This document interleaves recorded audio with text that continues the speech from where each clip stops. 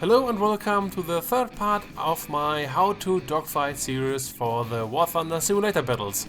My name is Sheriff, and in this video we will take a look at my favorite dogfight tactic, the energy fight. Finally, I can show you some maneuvers.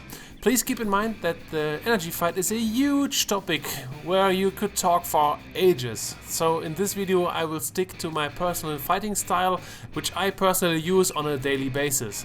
This video will build up on the first parts I already uploaded, and we use a lot of stuff I talked about in both videos. So if something is unclear to you or you want to hear more about the basics or about situational awareness, please take a look in the description. I link to those videos there. In this video we will talk about judging energy states and of course exploiting that. So in the first chapters we will talk about attacking from a clear energy advantage, and from a chapter to chapter the situation gets worse, and later on I will talk about what to do when we don't have a huge energy advantage. For example, how to drain the energy from your enemy. I hope you will enjoy this video. Let's go!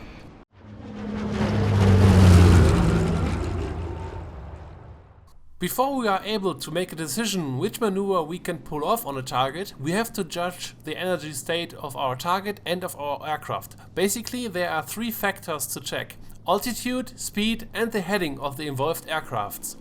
The most known is surely the altitude. If the target is above you, it has more potential energy, and if it's below, it has of course less energy. So far, so easy.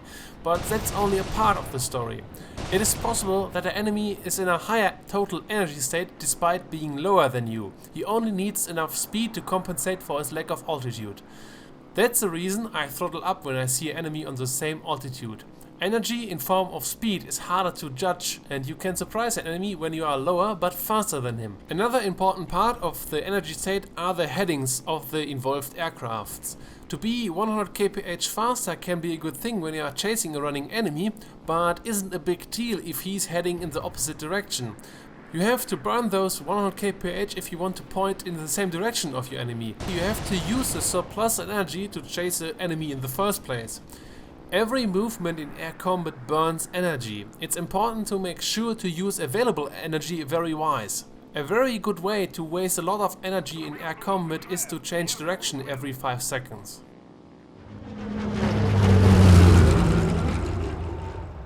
At the end of the last part I left off where I gained an energy advantage, and that I like to get some altitude first. In the background footage you see exactly that. From that position I can pull off my favorite maneuvers.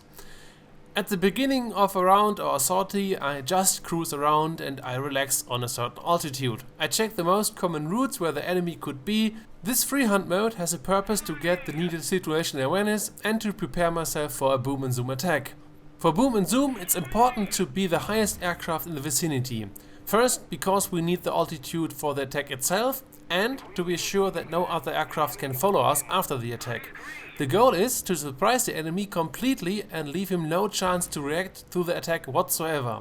If he's able to avoid my shots, he shouldn't be able to follow my aircraft up after the attack. But let's take a look at an example. It's almost certain that at some point an enemy aircraft appears below me, like this P-63.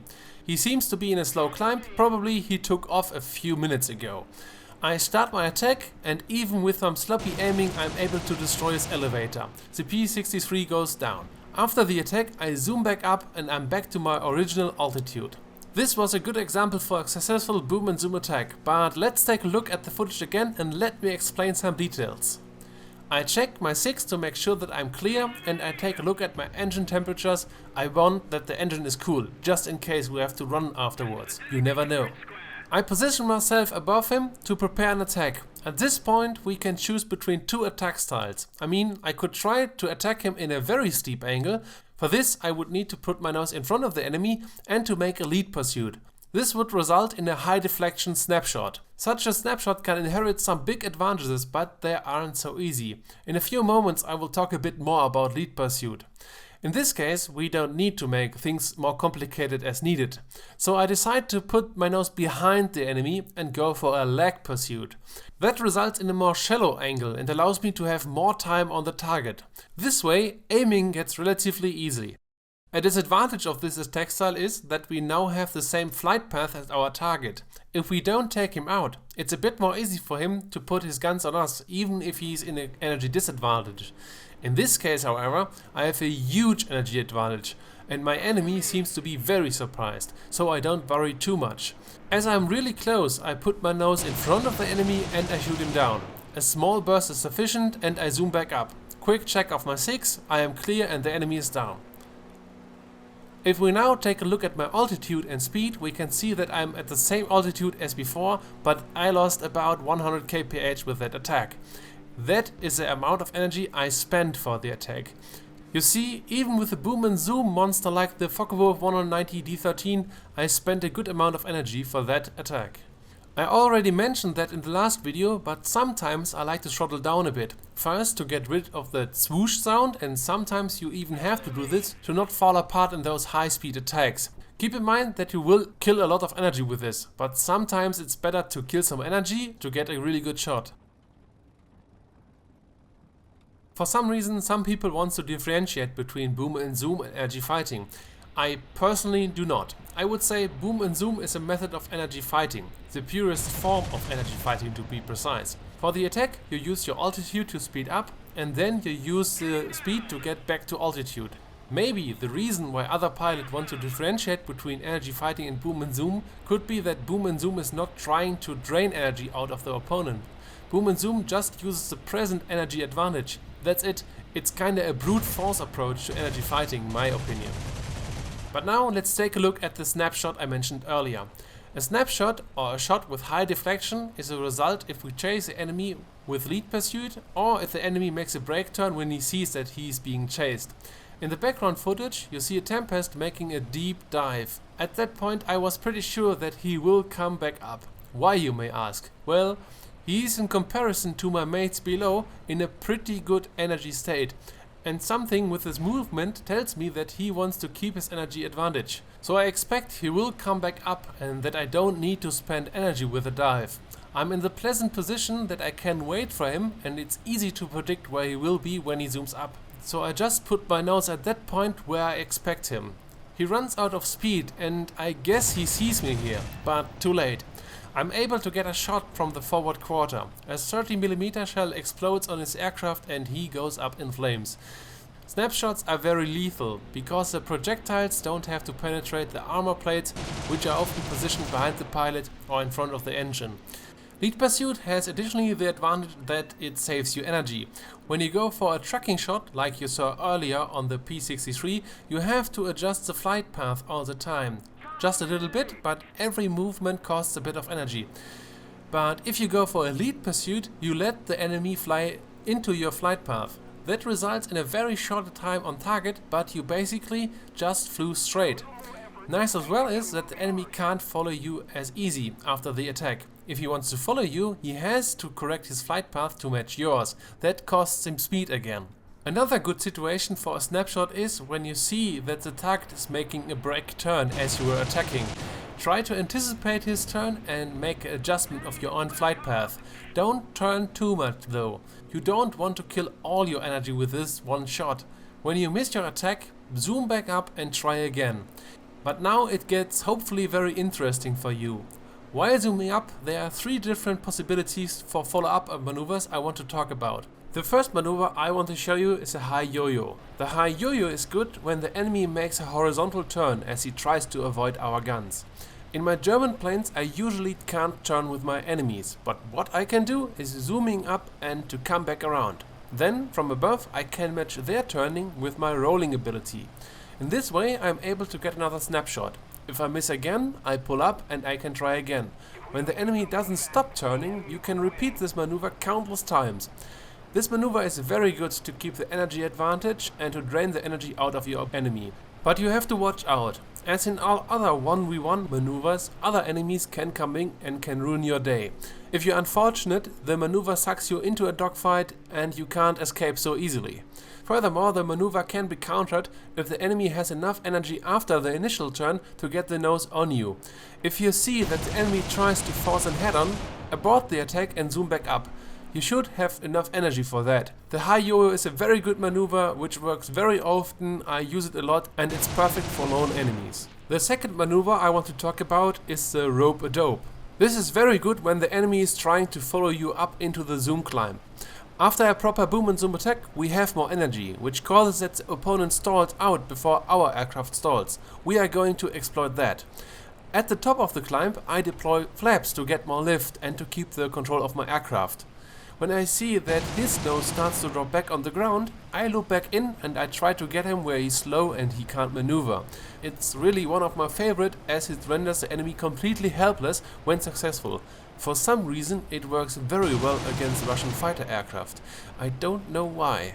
The last option we have after a missed boom and zoom attack is to run away. Yes, a disengagement should always be on your list as a possibility.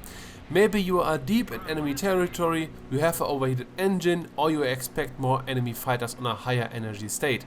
If you have any doubt about your actions, trust your instincts and disengage. Just zoom back up and head for safe airspace. You can continue the fight later on and then on your terms.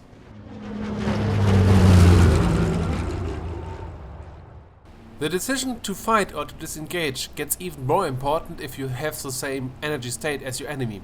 It's a matter of fact that you have to be more maneuverable to get a good chance of winning in that case. If you duel an enemy on a similar energy state, it's very likely that this fight will develop into a turn fight sooner or later. With a common energy fighter, it's hard to win against a better turning opponent. If I meet a P-51 Mustang in a 109 for example, I stay, because I know I can outturn my opponent if needed. On the other hand, if I meet a Bf-109 in my P-47, I give a run for my money. The 109 is simply more maneuverable. Basically, every time you have any doubts if you can outmaneuver the enemy, try to disengage. For example, if you meet an enemy head-on and you see you share the same energy state, just push through. If the enemy turns around to chase you, don't turn back. Dip your nose down, call for help, disengage. But if you see that your pursuer gets attacked by teammates, you can turn around and you should try to help your teammates if needed. Attack the enemy with snapshots. After one attack, turn around in wide turns, or even better, go into the vertical if possible.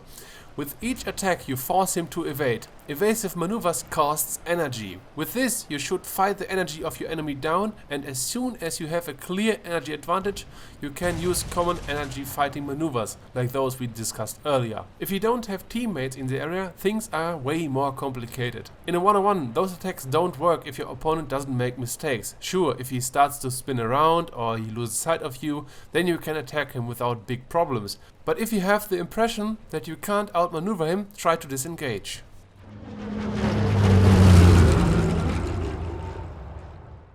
If you find yourself in an energy disadvantage with an energy fighter, you have done something wrong earlier in the fight. This has to be clear. Such a situation is far from ideal. I recommend to analyze how the situation could develop like this. But we all are making mistakes, and air combat is a highly dynamic process, so it's only a matter of time until you are in a similar situation. In the background footage you see such a mistake. I know for a fact that in this round there's a Spitfire on high altitude, but despite of knowing that, I continue to chase a contact. As I was coming closer, a dogfight develops, and after some more fails and a pretty overheated engine, I finally come back to sanity and I disengage in the last moment possible. I had really no chance to win this, but I was able to disengage in the steep dive. So my first tip again is to disengage if possible. In a situation like this, the first task is to stay alive. But what to do when you can't disengage, when your aircraft is less maneuverable, is slower, and if you can't outclimb the opponent? In this example I am flying the Focke-Wulf 190A8, one of the heaviest brigs in the entire game. It can't turn, it's slow and loses energy very effectively in every maneuver. The only good thing is the roll rate and the armament. At the beginning of my story I'm flying at 4000 meters, what's certainly not a bad altitude to be at with such an heavy aircraft. But suddenly I can hear an engine coming from behind. I'm in shock as it is a P-51 coming in with a lot of speed. I try to maneuver myself out of the flight path of the attacker via a split S, which is a simple half loop downwards. It's a very effective maneuver to throw off his aim and to survive the initial attack. My enemy follows the maneuver and I immediately initiate a defensive spiral, which again has a purpose to maneuver myself out of plane and to exploit his slower roll rate. Additionally, I throttle back and I hope that this will result in an overshoot, but he sees what's happening and he pulls up. I pull up as well and I level out. To be honest, at that moment I lose sight of the P-51 for a second. I head for friendly airspace and I call for help. The purpose of the shallow climb is to get some altitude back and to extend away. My biggest hope is that the enemy lost sight of me here as well. Sadly, this isn't the case. And as he's coming closer, I do a split S again, but this time followed by a barrel roll to surprise him a bit. He's almost overshooting again, but he pulls up in time. This is the first time I have some hope in the dogfight, because he showed again that he is almost overshooting if I do some clever maneuvers. And at this point I decide to turn with him and to fly below him. This reduces the space for maneuvering as he has to fly further away or to fly higher to attack me. Basically, I am now in his turning circle. Yes, this is an element of turn fighting. Right now I play the angles game with a Focke-Wulf 190, and this is why I meant in the first part that you can use tactics to your advantage even when you don't fly a dedicated plane for the tactic. But back to the example. The P-51 pilot doesn't get that he can't reach me here and he's turning in for the attack. I pull my nose up and he passes below me and is now even faster. I only can guess here, but it seems that he thinks that he can outturn a Focke-Wulf 190 with his P-51, and in theory he's right. But in that particular moment here, he's wrong. He's way faster than me and he has to turn his nose against the gravity. On my side it's quite the opposite. The gravity pushes my nose down and I'm in a far better speed for turning. As a result, I get a snapshot here. And a snapshot in a Focke-Wulf can be quite devastating. Sure, in this fight you saw some elements of turn fighting I will discuss in the next video, but in this example I want to point out that you can exploit the higher energy state if you maneuver yourself out of plane and if you throttle back a bit. With this you can force an overshoot which brings the enemy in front of your guns. This all is of course highly dependent of luck. The enemy has to make mistakes. If the enemy doesn't make any mistakes, you are pretty much dead every time. So you better aren't in the energy disadvantage in the first place. But if you are, you should try to disengage first, and if this isn't possible, you should try to outmaneuver him. But in the next video we will see more of that.